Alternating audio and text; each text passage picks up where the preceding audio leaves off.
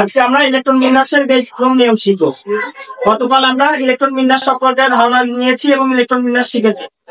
তাহলে কিছু কিছু মৌলের আমরা ইলেকট্রন বিন্যাস দেখেছি ভুল হয়েছে। তাহলে স্বাভাবিক নিয়মের ব্যতিক্রম নিয়ম।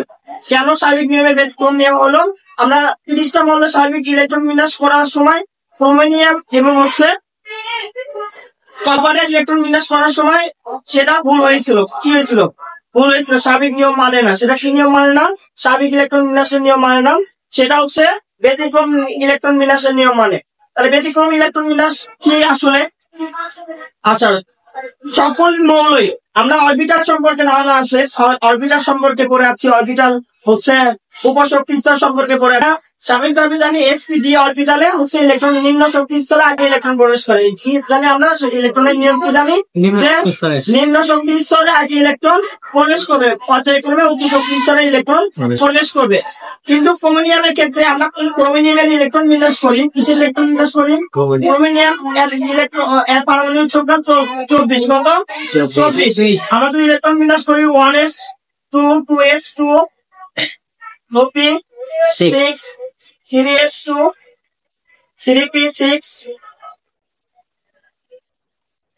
3p তে আগে ইলেকট্রন যায় না, 4s আগে কি হয়? পূর্ণ হয়। তাহলে 4s এই পর্যন্ত 18টা ইলেকট্রন আছে। কয়টা ইলেকট্রন আছে? 18টা। এর ইলেকট্রন আছে 24টা। কয়টা ইলেকট্রন আছে? 24টা। যদি আমরা হচ্ছে সেখানে 2টা দেই তাহলে কয়টা হলো? 20টা ইলেকট্রন আছে। এখনো 4টা ইলেকট্রন আছে। কয়টা ইলেকট্রন আছে? 4টা ইলেকট্রন আছে। তাহলে স্বাভাবিকভাবে আমরা ইলেকট্রন বিন্যাস করছি, কিন্তু ক্রোমিনিয়াম স্বাভাবিক নিয়মের থেকে ব্যতিক্রম। স্বাভাবিক নিয়মের থেকে কি ব্যতিক্রম নিয়ম মানে? তাহলে ব্যতিক্রম নিয়ম কেন মানে সেটা আমরা আজকে শিখবো। কেন স্বাভাবিকের নিয়মের থেকে ব্যতিক্রম নিয়ম মানে? স্বাভাবিক ভাবে আমরা জানি হচ্ছে s অরবিটাল, p অরবিটাল, হচ্ছে d অরবিটাল, এগুলো হচ্ছে উপশক্তি স্তর। এগুলো কি শক্তি স্তর? উপশক্তি স্তর। এই উপশক্তি স্তরের s এ সর্বোচ্চ 2টা ইলেকট্রন আসছে। কয়টা ইলেকট্রন আছে? p তে কয়টা ইলেকট্রন আছে? 6টা ইলেকট্রন আছে। আর d তে কয়টা ইলেকট্রন আছে? 10টা ইলেকট্রন আছে। সকল অরবিটালে সুস্থিতিশীল থাকতে চাই। কি থাকতে চাই? সুস্থিতিশীল থাকতে চাই। সুস্থিতিশীল থাকার নিয়ম হচ্ছে যে অরবিটালে হয় পূর্ণ সংখ্যক ইলেকট্রন থাকতে হবে, না হয় অর্ধপূর্ণ ইলেকট্রন থাকতে হবে। কি থাকতে হবে? হয় পূর্ণ সংখ্যক ইলেকট্রন থাকতে হবে, না হয় কি থাকতে হবে? অর্ধপূর্ণ। অর্ধপূর্ণ মানে কি? অর্ধেক থাকতে হবে। যে কয়টা অর্ধেক তার অর্ধেক থাকতে হবে, না হলে কি আর থাকতে হবে? পূর্ণ সংখ্যক ইলেকট্রন থাকতে হবে। তাহলে অর্ধপূর্ণ অবস্থায় থাকতে চাইলে তারা হচ্ছে সুস্থিতিশীলতা অর্জন করে। সুস্থিতিশীলতা কি করে? সকল অরবিটালি সুস্থিতিশীল থাকতে চায়। সুস্থিতিশীল থাকে মানে কি? তারা হচ্ছে কারোর সাথে সংঘাত চায় না, মারামারি চায় না, কোনো কিছু চায় না। তার মানে পূর্ণ থাকতে হবে অথবা অর্ধপূর্ণ থাকতে হবে। আমি কিছুক্ষণ আগে বললাম যে এস অরবিটালে কয়টা ইলেকট্রন আছে? 2টা। তাহলে আর পূর্ণ কয়টা? 2টি। আর অর্ধপূর্ণ কয়টা? 1টি। ওই 2টা থাকলেও শান্তিশীল অবস্থায় থাকে, একটা থাকলেও কি থাকে? অবস্থায় থাকে। হচ্ছে পিতে কয়টা ইলেকট্রন আছে? 6টা। হচ্ছে অর্ধপূর্ণ কয়টা? 3টা। তার মানে 6টা ইলেকট্রন হইলাম সুস্থিতিশীল থাকবে, আর হচ্ছে 3টা ইলেকট্রন থাকলেও কি থাকবে? স্থিতিশীল থাকবে। আর হচ্ছে দ্বিতীয় কয়টা ইলেকট্রন আছে? 10টা। তার অর্ধেক কয়টা? 5টা। অর্ধপূর্ণ হতে হলে কয়টা ইলেকট্রন থাকবে? 5টা। তাহলে 5টা ইলেকট্রন, তাহলে হয় 5টা থাকলে তাই সুস্থিতিশীল থাকবে, অথবা 10টা থাকলে তাই কি থাকবে? স্থিতিশীল থাকবে। তাহলে সকল অরবিটালে কি থাকতে চাই? স্থিতিশীল থাকতে চাই, তাই না? তাহলে এই স্থিতিশীল থাকার জন্য এখন দেখো সর্বশেষ কক্ষপথে ইলেকট্রনটা 4s এ কয়টা ইলেকট্রন গেছে? 2টা। এখানে 2টা, এখান থেকে একটা ইলেকট্রন নিলে s কি হয়ে যাবে? অর্ধপূর্ণ হয়ে যাবে। কি হয়ে যাবে? অর্ধপূর্ণ। আবার d-তে ওই একটা ইলেকট্রন যদি d-তে আসে, কিসে আসে? d-তে আসে। d কয়টা ইলেকট্রন হবে? 5টা হয়ে যাবে। অর্ধপূর্ণ, যা স্থিতিশীল অবস্থা। কি অবস্থা? এখন দেখো এই স্থিতিশীল অবস্থা করার জন্য এটা ব্যতিক্রম নিয়ম। এটা কি নিয়ম? ব্যতিক্রম নিয়ম। এটা যদি স্থিতিশীল হতে চাই কি কি হতে হবে? হয় পূর্ণ হতে হবে, না হয় অর্ধপূর্ণ হতে হবে। পূর্ণ হওয়ার নিয়ম কি? হয় হচ্ছে যে কয়টা ইলেকট্রন থাকে সব কয়টা থাকতে হবে, না হয় অর্ধপূর্ণ থাকতে হবে। কি পূর্ণ থাকতে হবে? অর্ধপূর্ণ। এখানে দেখো এস একটা ইলেকট্রন দিলে ওই শান্তিতেই থাকবে, কারণ এস এর অর্ধপূর্ণ কি? একটা। এস এর অর্ধপূর্ণ কয়টা? অর্ধপূর্ণ হলো, ইহা কি হইলো? অর্ধপূর্ণ। তাই জন্য এটা ব্যতিক্রম নিয়ম। এটা কি নিয়ম?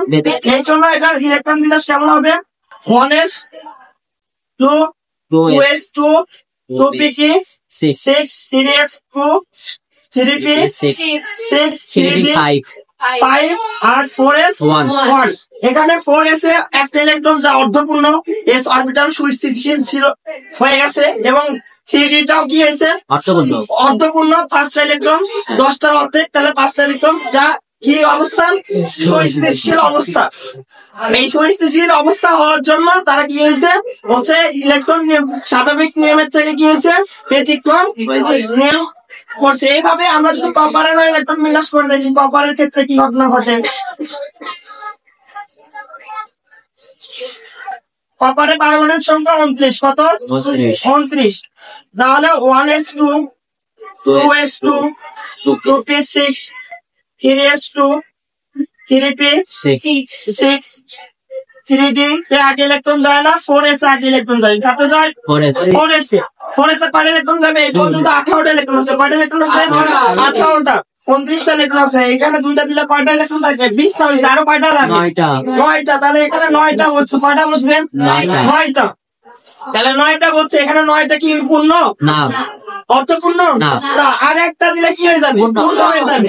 এই যদি এস থেকে একটা ধার নিতে পারে তো এস একটাতে আমার তাহলে তুই অর্থপূর্ণ হবো আমি পূর্ণ হবো তাহলে সুস্থিতিশীল হবো কি হবো সুস্থিতিশীল হবো তাহলে দুজনের মধ্যে শান্তি বিরাজ করবে কি করবে তারা কি করবে এস থেকে একটা ইলেকট্রন নিবে এবং কি 10টা হয়ে কি হয়ে যাবে পূর্ণ হয়ে যাবে পূর্ণ হলে স্থিতিশীল হবে কি হবে স্থিতিশীল। এই স্থিতিশীল হওয়ার জন্য এই কপার আর ক্রোমিয়াম কি ইলেকট্রন বিন্যাস কি স্বাভাবিক নিয়মের থেকে ব্যতিক্রম। এটা তাহলে আমরা যদি হচ্ছে একটা electron 2s 2p6 3s2 3p6 3d 4s এ একটা এবং হচ্ছে 3d তে কয়টা 10টা এস এ অর্ধপূর্ণ হইলো অর্ধপূর্ণ স্থিতিশীল অবস্থা আর হচ্ছে 10টা পূর্ণ মানে কি আরো স্থিতিশীল অবস্থা। তাহলে এখানে কোন স্থিতিশীল সব মৌল ইলেকট্রন বিন্যাসে কি থাকতে চায় স্থিতিশীল অবস্থায় থাকতে চায় কি থাকতে চায় স্থিতিশীল অবস্থায় থাকতে চায়। আর স্থিতিশীল অবস্থা কখন যখন অরবিটাল গুলো কি থাকে পূর্ণ অথবা অর্ধপূর্ণ। এই জন্য কপার আর ক্রোমিয়ামের হচ্ছে স্থিতিশীল হওয়ার জন্য অর্ধপূর্ণ বা পূর্ণ হওয়ার জন্য তারা কি করে স্বাভাবিক নিয়মের থেকে কি ব্যতিক্রম। বোঝা গেছে সমস্যা আছে কোনো?